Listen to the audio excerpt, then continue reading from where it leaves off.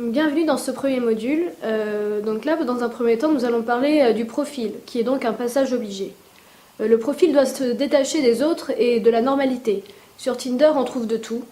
Si le physique joue dans la vie, sur cette application, les gens mettent bien souvent rien d'autre en fait que leurs photos pour se décrire. Sur Tinder, on peut donc swiper machinalement sans s'attarder. On peut aussi consulter les profils et lire les descriptions quand il y en a. C'est assez rare. En général, les utilisateurs ouvrent le profil s'ils ont un doute sur le fait de liker ou non. Donc voici nos conseils. Choisissez bien votre photo de profil. Elle est essentielle, tout comme la sélection de l'ordre des photos utilisées. Comme le dit le sociologue.com, derrière un univers infini des possibles en termes de profile picture Tinder, se cache un panel fini de stratégies qui s'orientent toutes vers le même but, donc générer du like et des matchs séductionnels. Donc en effet, le choix des photos est crucial, d'autant plus que la photo principale qui en une fraction de seconde attirera le regard, et dans son sillon générera un like ou pas. Pensez à étoffer votre description. Essentiel, la photo de profil n'est pas obligatoirement suffisante. En effet, la description a également son importance pour faire pencher la balance d'un côté ou de l'autre. Le premier choix que fait l'utilisateur est d'en ajouter une ou non. Le fait d'ajouter une description permet notamment d'éviter de tomber sur quelqu'un qui ne vous correspondra pas du tout ou qui n'aura pas les mêmes attentes que vous. Le premier contact. Comment aborder votre match?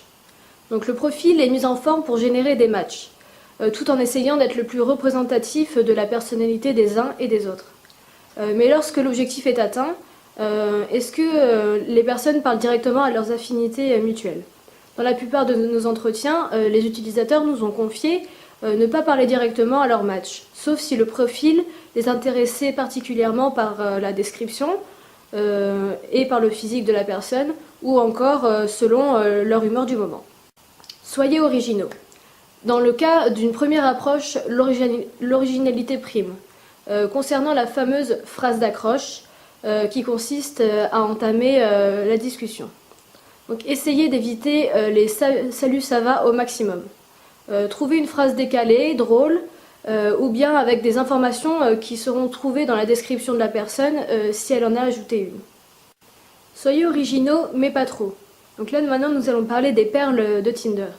Donc que la technique soit concluante ou non, cela donne lieu à une nouvelle utilisation de l'application qui est la capture d'écran. Donc cela donne même lieu à des classements que l'on appelle les perles de Tinder. On peut d'ailleurs remarquer une absence de gêne que l'on trouverait certainement pas dans la vie de tous les jours, l'application permettant de déshumaniser son interlocuteur et de créer une barrière via l'écran. Dans ce cas précis, l'application première de Tinder, qui est donc la visée d'une rencontre, est revisitée pour n'être alors qu'un passe-temps, un moyen de s'amuser. Donnez-lui rendez-vous. Après le premier contact, l'objectif est de faire fructifier la conversation pour en revenir à une rencontre. Cependant, beaucoup de conversations s'arrêtent après quelques phrases échangées. D'autres ne commencent même pas car il n'y a pas de réponse de l'affinité en question, ou bien celle-ci est un bot. Toutefois, certaines mènent à une envie mutuelle de rencontre. Alors comment s'y prennent-ils pour se donner rendez-vous? En règle générale, les utilisateurs passent par un ou de multiples autres dispositifs pour prendre contact. Facebook est le réseau social le plus utilisé parmi les utilisateurs que nous avons interrogés. Sinon, ils s'échangeaient leur numéro de téléphone directement.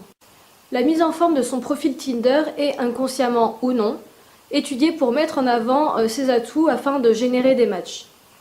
Quand cela s'avère fructueux, la question de la phrase d'accroche est primordiale. C'est celle qui permettra d'avoir une réponse ou pas.